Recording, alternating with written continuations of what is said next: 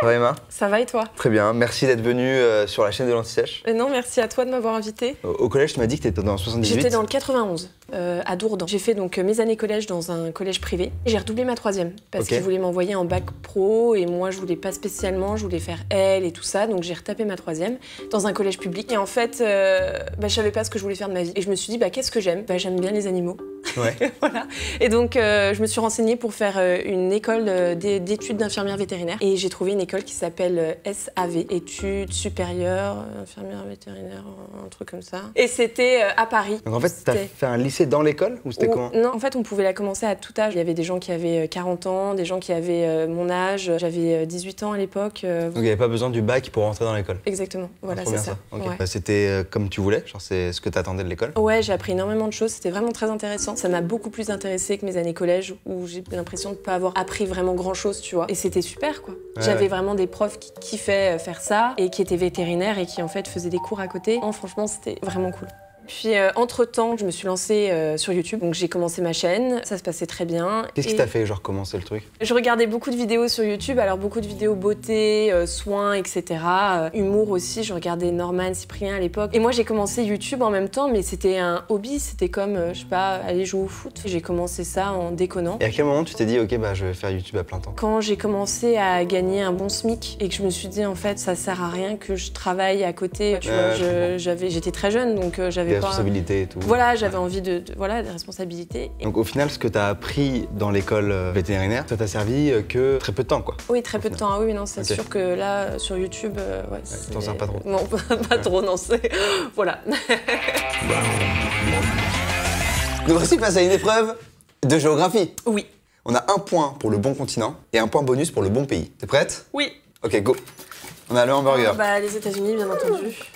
Casa. Et Caverina, c'est Brésil. Ça, c'est un lézard, un dragon oui, du c'est un Komodo. dragon de Komodo. Ça vient d'où, ça? C'est une île, l'île du Komodo. C'est une île qui doit se trouver... C'est pas une île, c'est l'île du Komodo. Pas du tout.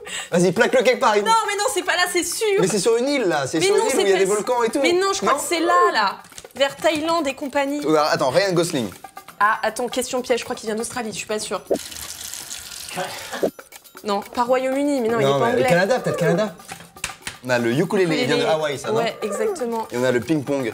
Je crois que c'est asiatique, le ping-pong. Oh, oui, vas-y, bon, laisse. Ok, je pense qu'on a minimum 7 points. Ok. Le ukulélé. Hawaï, c'est une bonne réponse. Très bien. Ryan Gosling. Oh non, mais... C'était le Canada. Allez. Le dragon de Komodo, c'est en Indonésie. Tu l'as mis en Thaïlande, donc on a le continent. Voilà, au moins. Le hamburger, c'est en Allemagne. Le cachaça, Brésil. Et le ping-pong, pas du tout, en Chine. C'est en Angleterre. Voilà. Donc ça nous fait 1, 2, 3, 4, 5, 6, 7. On avait dit quoi? On avait dit 7 points minimum. Ouais. On est dedans.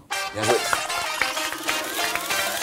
Genre, t'avais quand même des matières préférées, genre des trucs que tu kiffais grave? Non, franchement, j'aimais vraiment pas. En fait, j'ai jamais aimé l'école. Ok, que ce soit langue, histoire, géo, maths, machin, rien du tout. Mais je pense pas que ce soit les matières, en fait, je pense que c'est les profs que j'aimais pas. Et donc, j'aimais pas les matières. J'adore la littérature, j'adore l'anglais, le sport, etc. Donc, c'est vraiment les professeurs, les gens à l'école et tout ça. Ouais, je vois très bien. Là, avec du recul, tu te dis... j'aurais peut-être dû écouter un petit peu plus et tout. Est-ce que ça te fait ça parfois? En rapport avec le collège et tout ou pas? Non, ça me fait pas ça parce que je pense que voilà, il y a des gens qui sont même jamais allés à l'école de leur vie. Je pense qu'on peut apprendre tout au long de sa vie. Si on est curieux et si on s'intéresse et si voilà, maintenant on a internet, on a tout, on peut apprendre comme ça là. Voilà, tu me parles d'un truc, je sais pas, je regarde sur internet et je sais. On peut apprendre bien sûr à l'école, mais on peut surtout apprendre en dehors. Tu me disais qu'il n'y avait pas une matière qui sauvait le truc, et du coup j'imagine qu'il était à peu près au même niveau. C'était juste en fait le principe même de l'école et le système. Exactement, le système qui me convenait pas. Mais dès que je suis rentrée en maternelle, en fait, il y avait déjà des problèmes.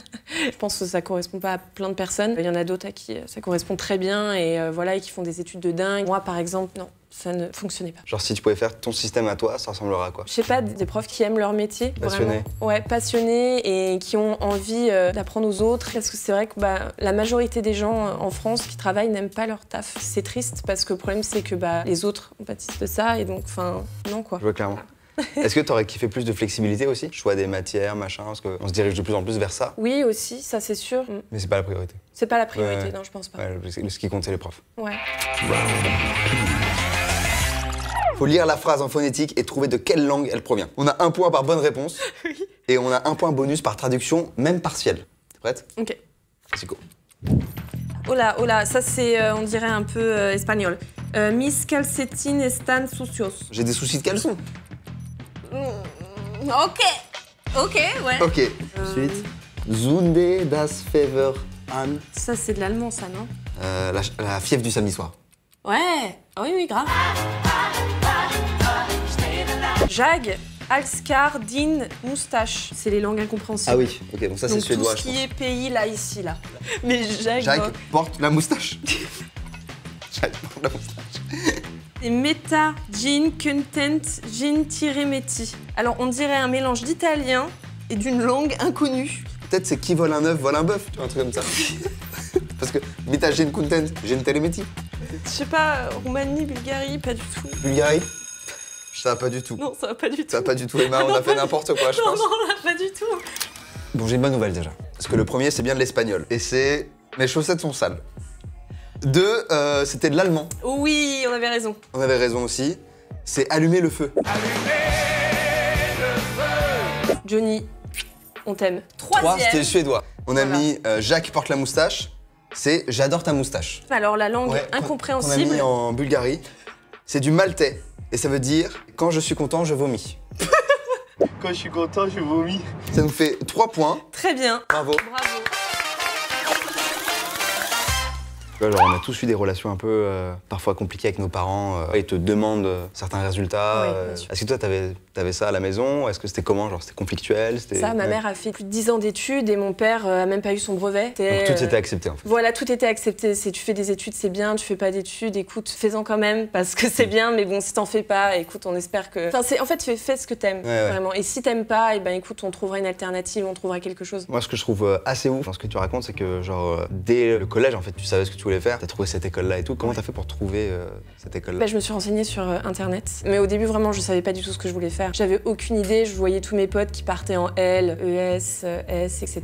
Puis je me suis retrouvée en fait à redoubler ma 3e et à finir ma 2e 3e et à me dire mais qu'est-ce que je fais en fait? Parce que j'ai pas envie en fait de rentrer dans un lycée et de faire L. Ça me saoule. Et j'ai trouvé cette école. Donc là, tu te dis, bah, vas-y, c'est charmé, c'est exactement Ouais, ce que je veux faire. Exactement. T'es loin de chez Watt? Ouais, et donc j'ai dû déménager. Je suis partie quand j'avais 17 ans. Je suis allée vivre seule.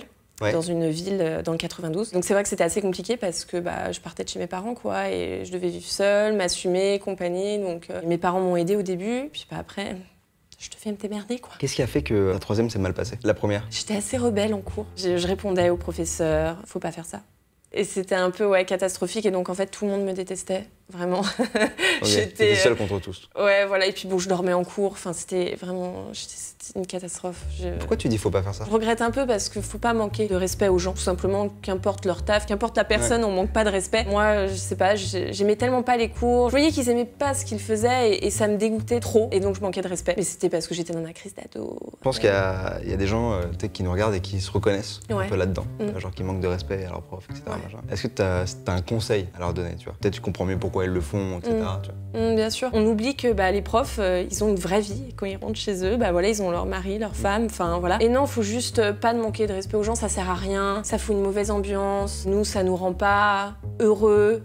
Tu penses que c'est à cause de ton comportement qu'on t'a demandé de retaper même si Ouais, c'est mais ton mon brevet, brevet, franchement, je sais même pas comment je l'ai eu. J'avais 90 points, je crois, à rattraper, ce qui est énorme. Et je l'ai eu à 10,00. Je me rappelle, j'étais chez des potes et ma mère m'appelle, elle me dit bah t'as ton brevet. Elle me dit mais moi j'y croyais pas.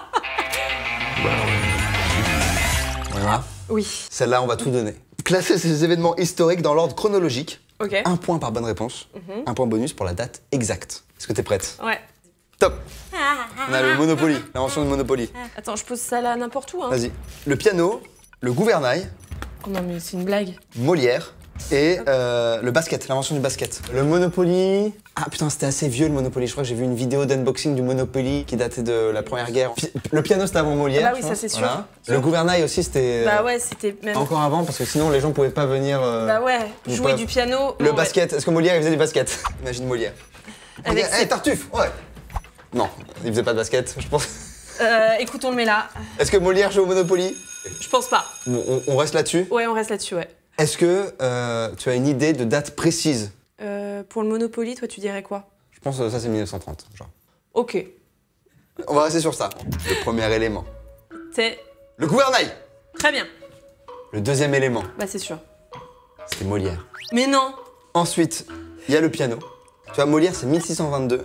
Le piano, c'est 1709. Ensuite, Ah bon on a le basket. Ok, ouais.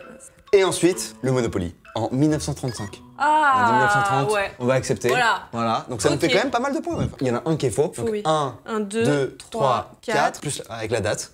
Donc 5 points. Donc 5 points. Bravo. Moi là, franchement, je vais réviser. Parce que là, ma culture G, elle en a pris un coup dans sa fierté, là, vraiment. Je suis pas trop chaud pour réviser, je suis plus chaud pour, tu sais, m'asseoir sur un... Canapé. Toi, t'avais du stress pour le brevet? Ah bah ouais, carrément. On avait une semaine de révision. Les 2 premiers jours, j'ai essayé de réviser. Et puis après, bon, c'était l'été, quoi. Donc, j'étais dehors. Mais oui, non, franchement, c'était le stress. En flip. T'as une technique pour gérer le stress ou pas? Non, absolument pas. Là, même maintenant, avec YouTube, je Ouais. stresse, bah voilà, au meet-up, aux dédicaces, machin, pour faire les vidéos et tout ça. Respiration. Du stress. La respiration, c'est... ouais. Beaucoup de choses se passent dans la respiration. D'accord. Tu disais qu'en gros, sur la semaine, tu révisais 2 jours. Et du coup, ces 2 jours-là, comment tu faisais pour réviser? Mais je savais pas réviser, en fait. Et j'étais désespérée. Mais peut-être parce que ça t'intéressait pas, en fait. Bah oui, c'est surtout ça. Parce que quand je suis rentrée en école vétérinaire, j'ai appris plein de choses. Et ces choses-là, je les ai retenues. Si t'avais un conseil à donner aux gens qui nous regardent, ce serait quoi? Relativiser, de pas se foutre une pression de fou. Moi, souvent, je me disais que je connaissais vraiment des gens extrêmement débiles qui avaient eu leur brevet et leur bac. Donc franchement, je me sentais un peu quand même intellectuellement au-dessus d'eux. Donc je me dis, si eux, ils peuvent avoir leur bac ou leur brevet, moi je peux l'avoir aussi. Par exemple, toi, j'imagine que YouTube, ça se passe bien et je Ouais. touche du bois pour que ça continue et tout à fond. Carrément. Mais t'as toujours ce joker de Bien sûr. t'as une formation qui te servira potentiellement toute ta vie, tu vois. Ouais. Mm. Et ça, c'est hyper cool, c'est hyper important. Ouais, ouais. C'est quoi ton actu en ce moment et tout Le tome 2 de ma BD est sorti, n'hésitez pas à l'acheter. Merci beaucoup, Emma, c'est hyper cool. Merci à toi, on vous embrasse. Gros bisous. Force et courage pour vos révisions. Merci à Emma d'avoir participé à ce Back to School. Vous pouvez aller faire un tour sur sa chaîne et surtout ne ratez pas le prochain épisode pour connaître son classement. Et dans tous les cas, abonnez-vous à l'Anti-Sèche.